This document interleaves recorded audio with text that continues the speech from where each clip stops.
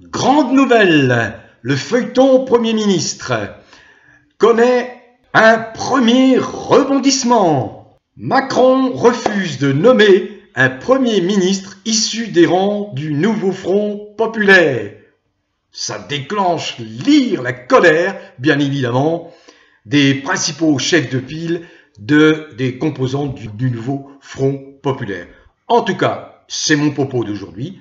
Eh bien, la voie est libre pour enclencher une procédure de destitution. Vous savez, le problème des gens de gauche depuis l'arrivée de Macron au pouvoir en 2017, le problème de ces gens-là, c'est qu'ils sont dans le déni. C'est exactement la même réaction que l'on a constatée à partir de l'apparition de la fausse pandémie imposée par les mondialistes et par leur pantin Macron. Beaucoup de gens se sont réfugiés dans le déni, dans la dénégation, ne voulant pas voir la vérité, la réalité des faits en face. Eh bien, à gauche, c'est exactement le même comportement. On se veut légitimiste, légaliste. On ne veut pas contrarier les règles de la République. Les règles de la République qui, paraît-il, sauvegardent la démocratie. Pipeau, pipeau, pipeau, bien sûr. Il faut vraiment être crédule, naïf ou alors pervers pour ne pas voir que Macron est un psychopathe et qu'un psychiatre de renommée mondiale a alerté les Français dès 2017 sur, ce sont les propres mots du professeur Segatori, sur la dangerosité de Macron. Eh bien non, cette gauche a continué à jouer le jeu. Comment peut-on se compromettre, jouer le jeu avec un factieux qui ne représente qu'une ultra-minorité groupusculaire de gens dont la caractéristique principale est d'être des déviants. Des déviants qui ont un comportement, on l'a bien vu à l'occasion de ces Jeux olympiques catastrophiques pour l'image de la France, sont capables des pires exhibitions, sont capables de tous les excès contre nature, des pires comportements, sont capables pour exister, se montrer, sont capables de sombrer dans un spectacle permanent qui met particulièrement mal à l'aise 95% des gens en France. Sauf que, comme il y a cette répression qui s'est abattue avec ce petit dictateur à 2 balles, mais qui est malheureusement, pour nous, utilise une constitution qui lui donne de grands pouvoirs, eh bien, ce petit dictateur à 2 balles qui empêche la liberté d'expression, eh bien, ne permet pas effectivement qu'on dessert suffisamment l'étau. On le voit bien avec la Grande Muette, l'armée, où il y a quand même, on entend quand même périodiquement des officiers généraux, certes à la retraite, mais qui s'expriment de façon sans ambiguïté à l'endroit de ce fou allié Macron, de ce dangereux Macron.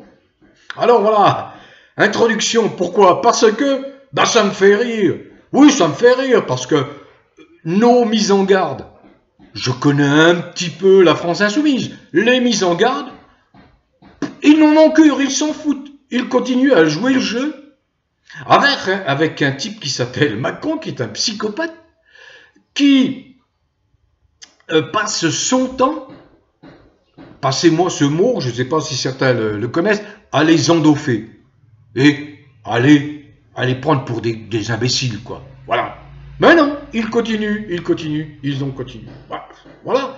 Alors, résultat des courses, eh bien, le roi de la mascarade, de l'enfumage, de la pantalonnade, le roi du mensonge absolu, le Macron, a dissous l'Assemblée nationale. Tout le monde est au courant. Bon, les Français sont allés voter. Bon, le 7 juillet, sort des urnes une recomposition de l'Assemblée nationale où le Macron enregistre une déculotté mémorable, une défaite cuisante. Il n'est plus rien à l'Assemblée nationale, puisqu'il ne compte plus que 160 députés, quand on regroupe tous les petits groupes qui composent de Modem, les Horizons, et puis les Renaissances de Macron. Oh, on s'accroche, tous des demeurés, hein, parce que vous voyez un petit peu le profil psychologique de ces gens qui composent, qui sont des putaillons de la Macronie. Donc Macron, il ne compte plus que 160, un peu plus de 160 députés, en réunissant les groupes. Et voilà, il en comptait 250 dans la précédente législature. Et il a en face de lui une Assemblée nationale qui détient aujourd'hui tous les pouvoirs. Bien, en tire-t-il la leçon? Non, pas du tout.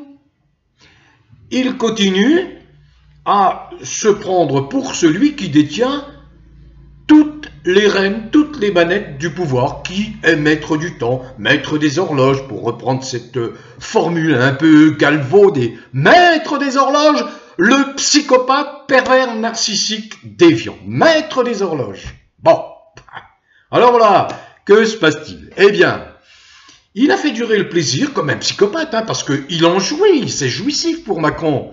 C'est ça sa psychologie. Il jouit de foutre la merde, il jouit de nous traiter de connards, de se vanter devant sa presse médiatique qui passe son temps à lui lécher les bottes, eh bien de dire oui, on va les emmerder, ces cons français, ils nous traitent de moins que rien, etc. Ben, mais ça passe, vous vous rendez compte? Ah ben ça c'est normal, hein, de la part d'un type qui occupe la première magistrature du pays. C'est normal, il insulte copieusement ses concitoyens. C'est devenu, ben vous savez, c'est tout, on vit dans l'inversion, hein, en permanence, hein, inversion accusatoire, on inverse le sens des mots, bon bref.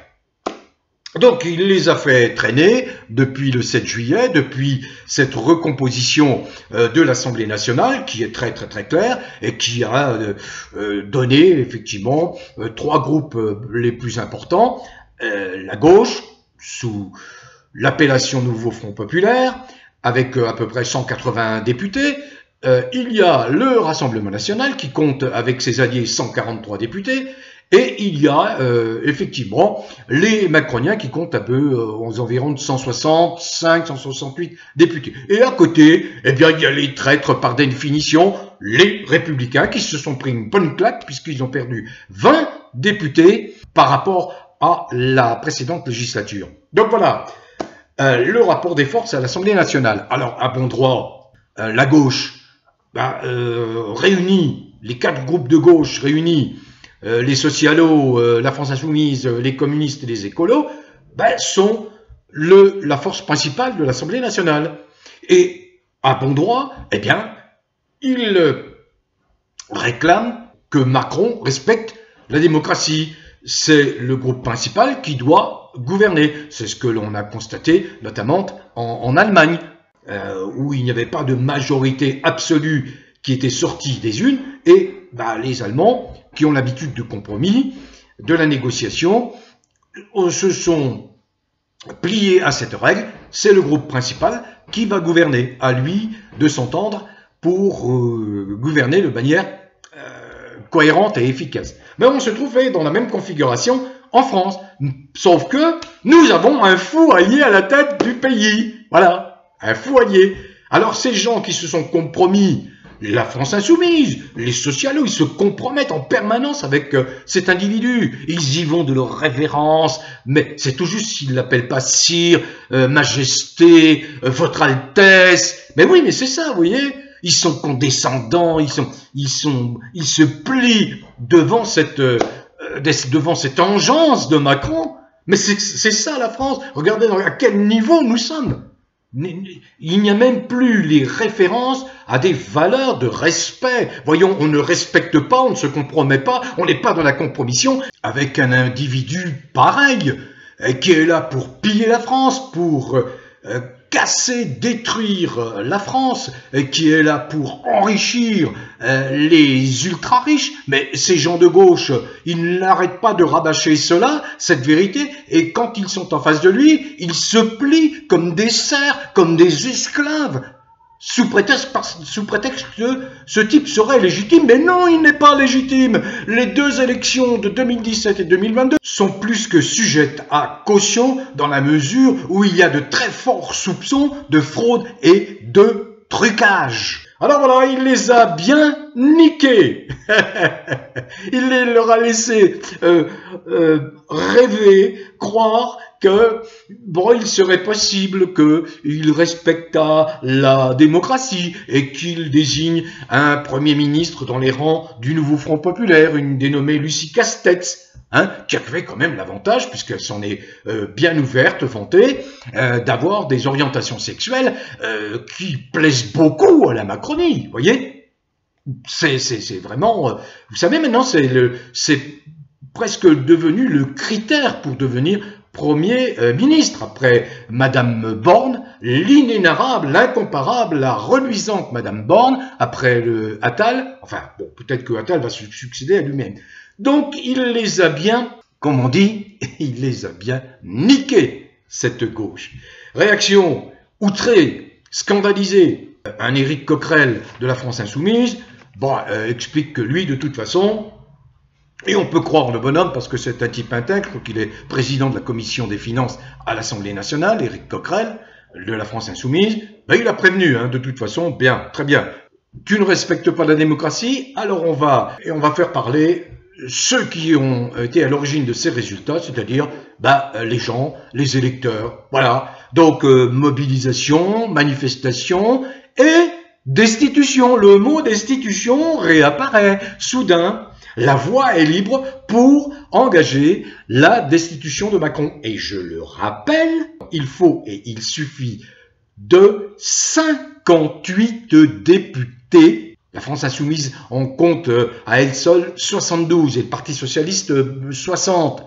Il faut et il suffit de 58 députés pour enclencher, je suis bien précis, enclencher la procédure de destitution. Et là, petite parenthèse, je vous renvoie à toutes les explications que j'ai données à partir du moment où François Asselineau, dès 2018, a émis cette possibilité pour se débarrasser de cet individu Macron. Connaissant effectivement, à l'époque, une difficulté, c'est que, in fine, il faut un vote majoritaire des assemblées. Certes, mais l'effet politique, l'impact politique de l'enclenchement d'une procédure de destitution, je l'ai expliqué dans plusieurs de mes vidéos depuis 4 à 5 ans, l'impact est considérable.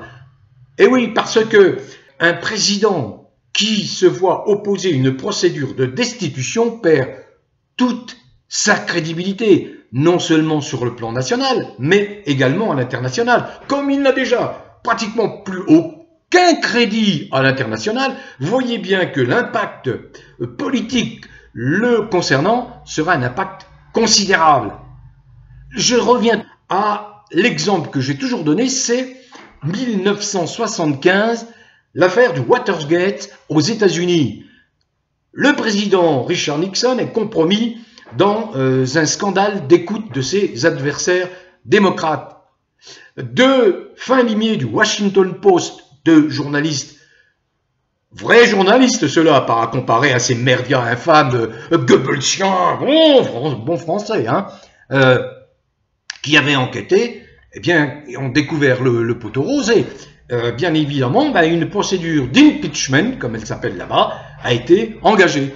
Et sous la pression, eh bien, Nixon n'a même pas attendu l'issue de cette procédure, il a démissionné avant. Eh bien, c'est ce qui peut se produire pour Macron. Pourquoi? Parce qu'il y a aussi Pendante qui le contraint, j'imagine, même s'il est psychopathe, il n'est pas ignorant de cette affaire Brichel, d'usurpation d'identité, et sans parler d'autre chose, et qui prend de l'ampleur à l'international, avec des journalistes, des vrais journalistes, pas aux États-Unis, par exemple, Candace Owens, pour ne pas la nommer. Donc, tout le monde sait qu'il se passe quelque chose de trouble au sein de ce couple élyséen. Donc voilà, la procédure de destitution ajouterait une force supplémentaire pour mettre en évidence l'escroquerie de ce Macron. L'escroquerie, je veux dire, de sa présence, pas du personnage lui-même, encore que, bon, il aura à répondre de beaucoup d'affaires, puisqu'il y a pas mal de procès vont s'enclencher dès qu'il ne sera plus protégé par son immunité présidentielle. Macron est-il tombé sur la tête? Dernier comportement délirant du personnage Macron, il fait arrêter, emprisonner le PDG de Telegram, Pavel Durov, le fondateur du réseau VK, qui est l'équivalent de Facebook, le réseau VK en Russie. Une arrestation musclée qui a fait réagir Robert Fitzgerald Kennedy Jr., qui a traité la France de dictature. Robert Fitzgerald Kennedy Jr., issu des rangs démocrates, et qui vient d'apporter son appui à Trump dans la course à la présidence aux États-Unis. Cette arrestation crée un grand malaise, ça crée un sentiment négatif chez les observateurs étrangers, une fois encore, car c'est la liberté d'expression qui est violemment attaquée par ce pays prétendument pays des droits de l'homme qu'est la France à travers celui qui prétend de manière usurpée le représenter. Macron n'est pas la France, ça c'est le cri qu'il faut lancer au monde. Macron est tout sauf la France. Il y a les Jeux Olympiques absolument épouvantables, il y a cette affaire, il y a cette nomination de Premier ministre qui traîne parce que le monsieur, il essaie de s'en sortir, mais bon.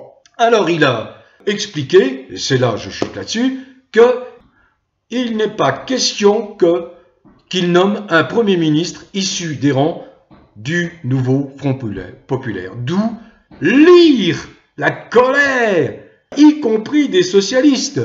Olivier Faure, le secrétaire national du Parti socialiste, a expliqué qu'il ne voulait pas participer à cette mascarade, à changement de ton chez les socialos.